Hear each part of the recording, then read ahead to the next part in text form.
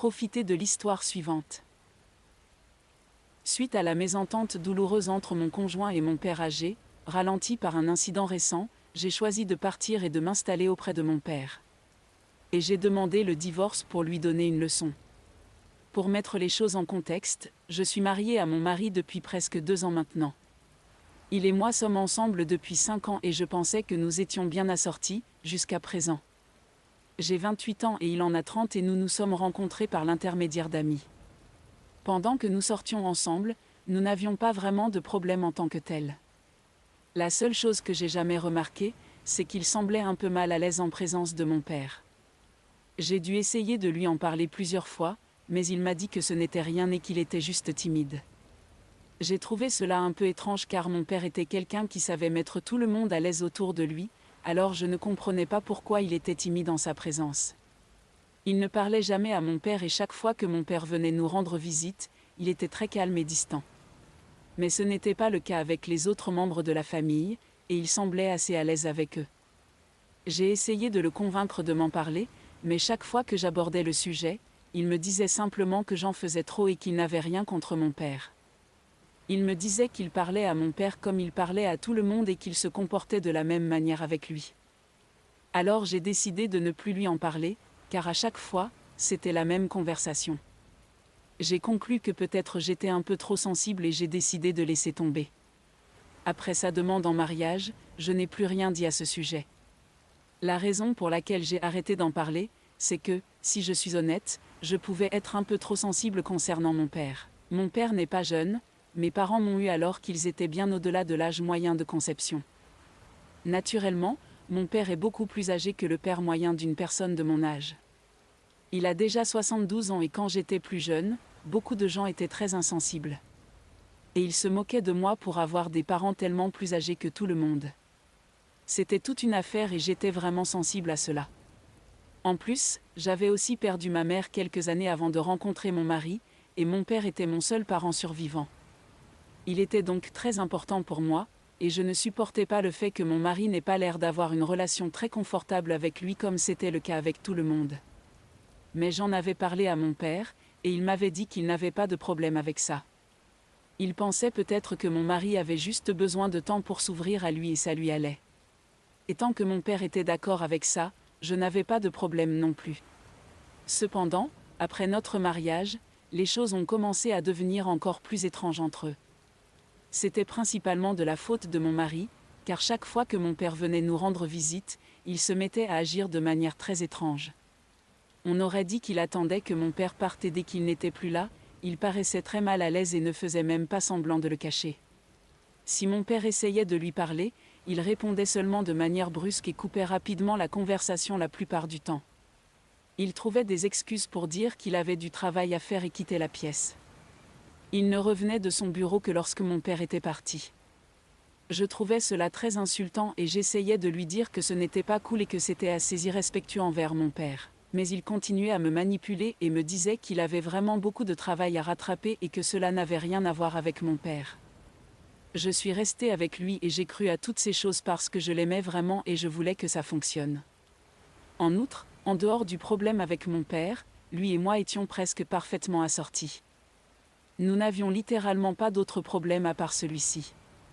Et je me consolais en essayant de me convaincre que finalement, il allait passer outre cette chose étrange qu'il avait avec mon père et accepter ma famille au lieu d'essayer de s'enfuir.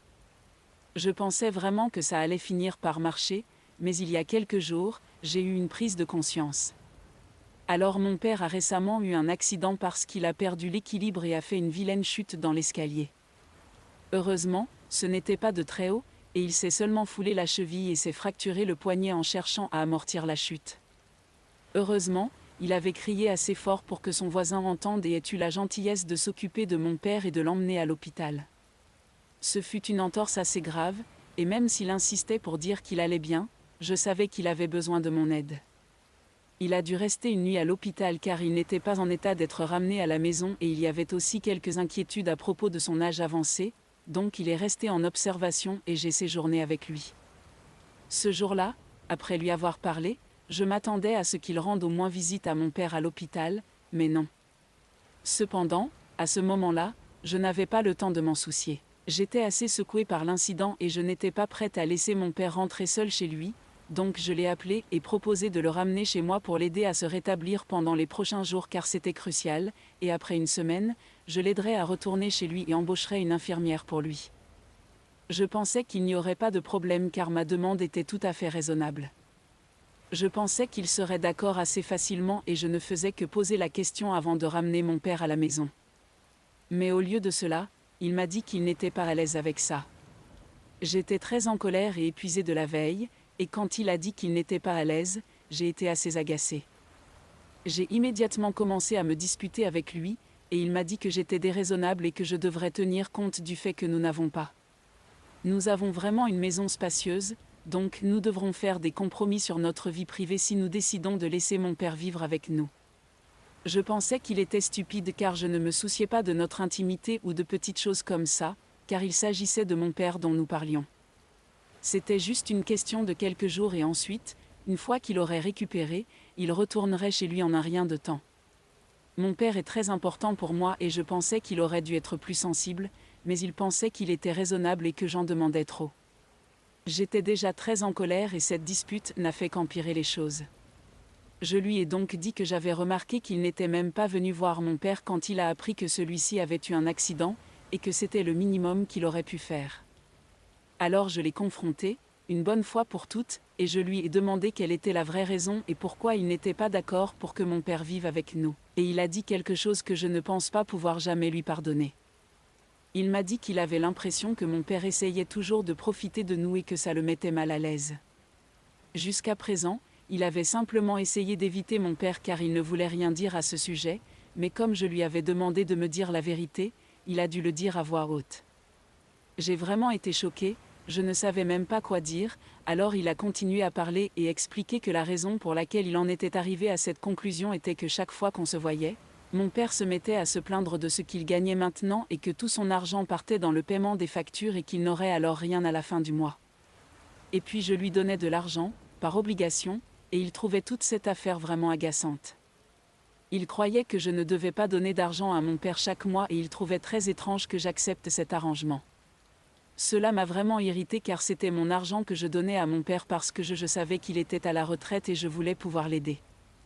Je ne pensais pas qu'il y avait quelque chose de mal à ce que je faisais, surtout que c'était mon argent que je dépensais. Je ne lui ai jamais demandé de contribuer et je m'attendais à ce qu'il ne le fasse pas. Donc, il n'avait pas le droit de poser des questions à ce sujet.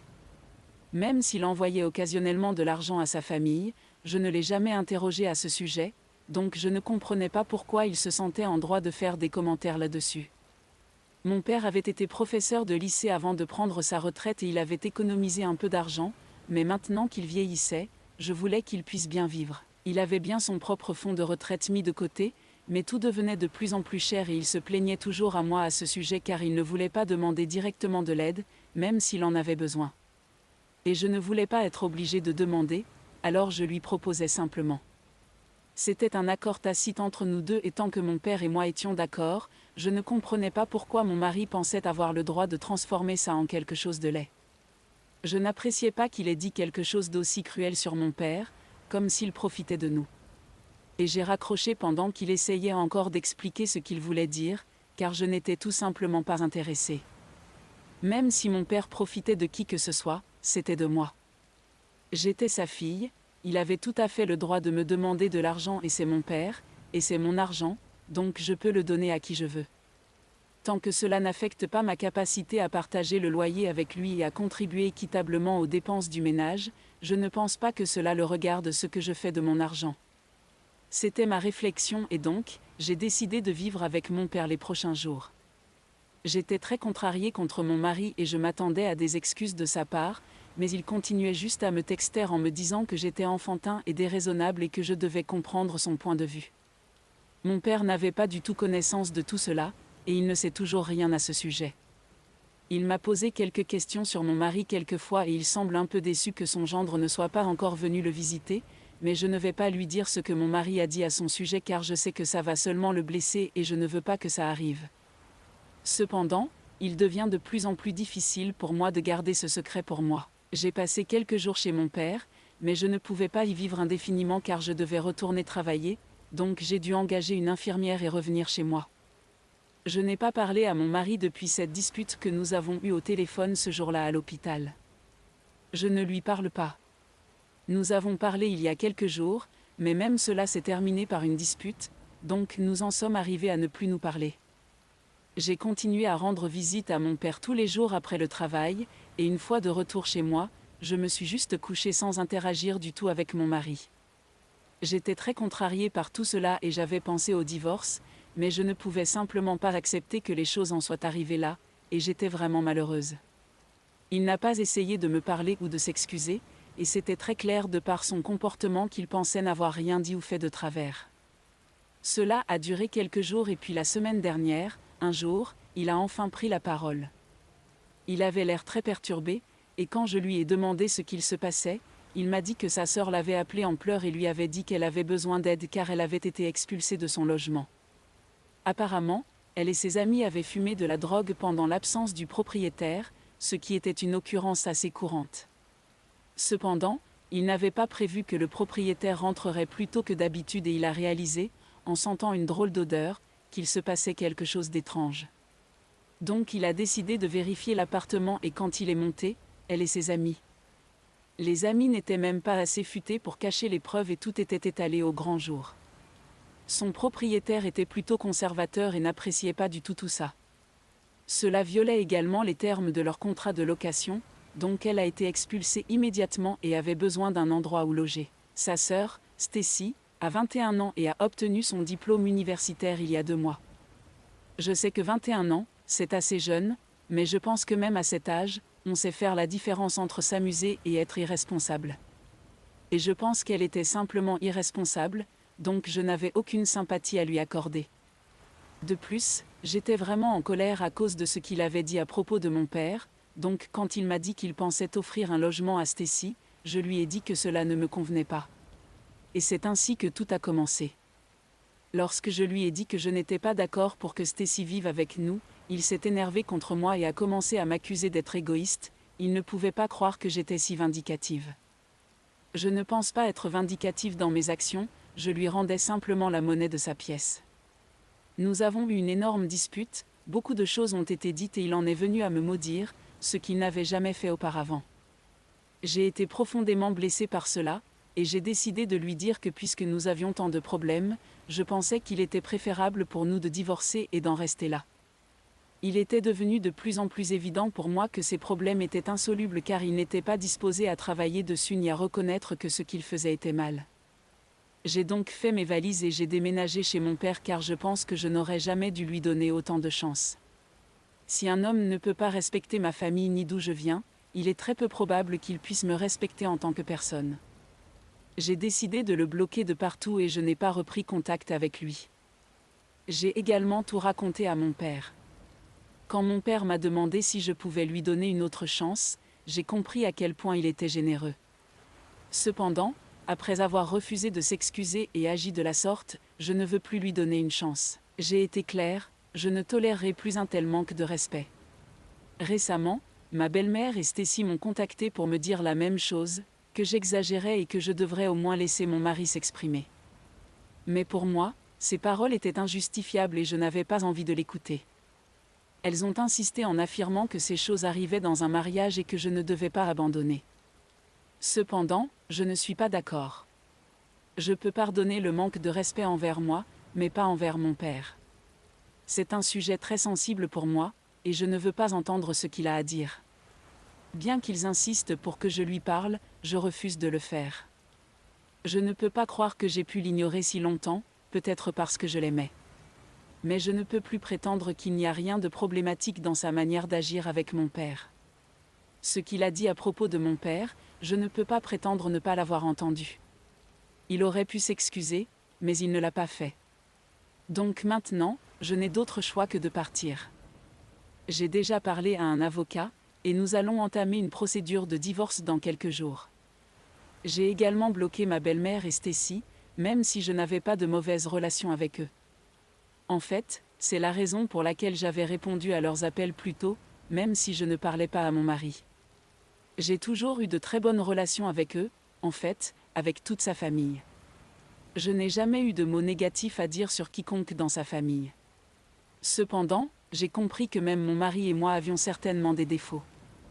Mais il n'y avait pas besoin d'en faire toute une affaire.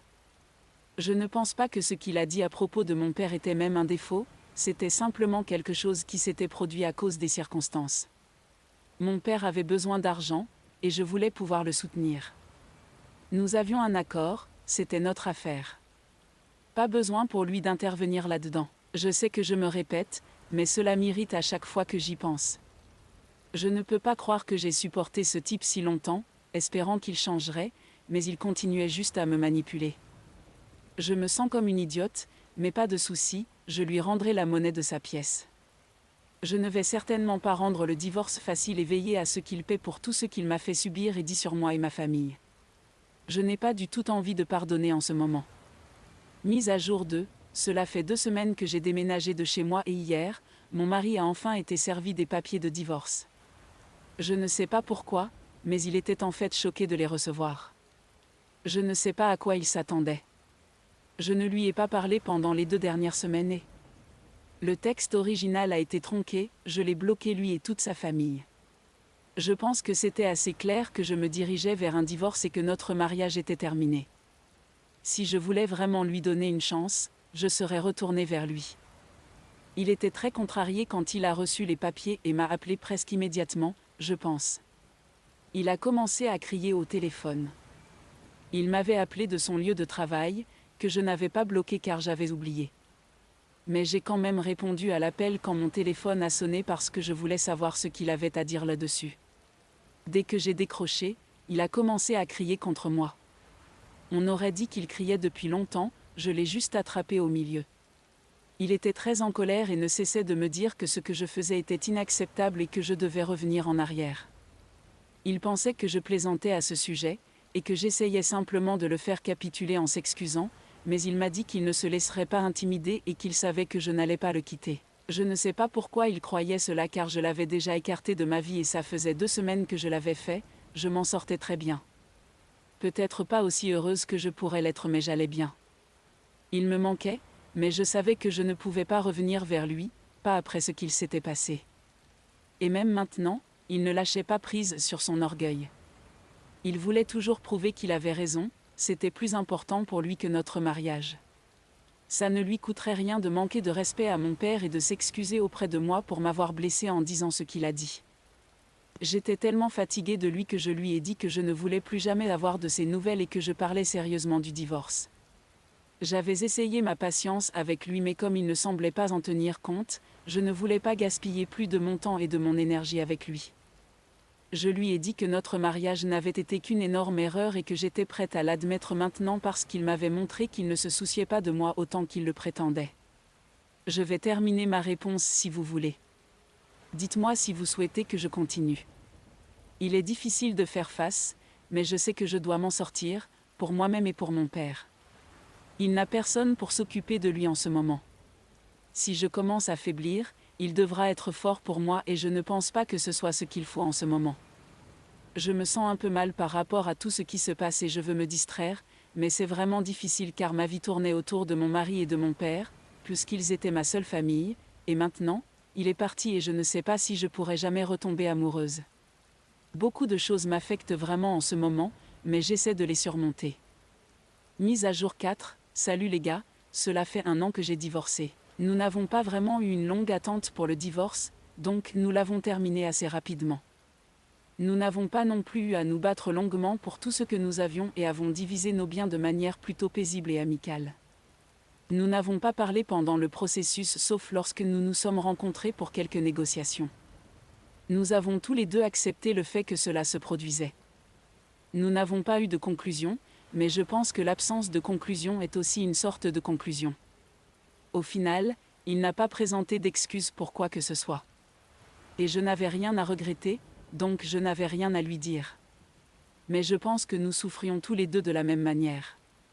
La seule différence est qu'il ne voulait pas abandonner son ego, même si cela aurait arrangé presque tout. Quoi qu'il en soit, tout cela est maintenant derrière nous et nous n'avons plus été en contact après le divorce. J'ai également coupé les ponts avec nos amis communs car chacun me le rappelait et je ne le souhaite pas. Je sais que ce n'est pas la bonne chose à faire, mais je ne voyais pas d'autre issue. Je veux juste un nouveau départ et pouvoir surmonter tout cela aussi rapidement que possible. J'ai emménagé dans ma maison précédente avec mon père quelques jours après son départ, et j'ai vécu avec lui depuis. Il s'est presque complètement rétabli, même s'il doit fournir des efforts supplémentaires pour faire ce qu'il faisait facilement avant. Mais c'est juste à cause de ses anciennes blessures et de son âge, je sais qu'avec le temps, ça pourrait s'améliorer. Et j'espère qu'il aura encore beaucoup de temps. Je détesterais aussi le perdre. Il a été ma seule source de soutien et de force en ces temps difficiles et je lui suis vraiment reconnaissant. Je ne pense pas que quelqu'un aurait été là pour moi comme mon père l'a été. Même mes meilleurs amis n'étaient pas là pour moi comme lui l'était et je sais que c'est une comparaison injuste, mais je sais juste que nous devrions chérir nos parents tant qu'ils sont là. Je ne sais pas si c'est le fait qu'ils soient légèrement plus âgés que la moyenne des parents, mais j'ai toujours su que je n'aurais pas autant de temps avec lui que tout le monde en a eu avec les leurs, donc je l'ai toujours valorisé davantage. Les derniers mois m'ont juste fait réaliser que j'avais raison de faire cela.